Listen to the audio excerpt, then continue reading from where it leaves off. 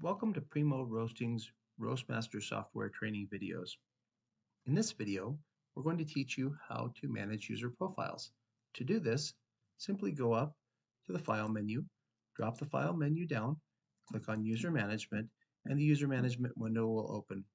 From here, you can add new users by adding a username and a password. If you'd like to see the password that you've entered, click the Show button and you can see the password. From there, you can add the user. When you get the message that says the user was added successfully, then you'll know that your user has been added. If you'd like to modify a user, let's say we'd like to modify the password for Frank, we can do so by going in, selecting Frank, then we can change the password. We can hide that password if we'd like or show it, and then we want to click on Save User Edits. We'll get another message saying that a password was updated successfully.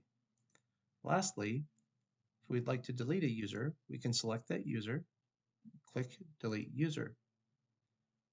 We'll also get a message saying that the user was deleted successfully.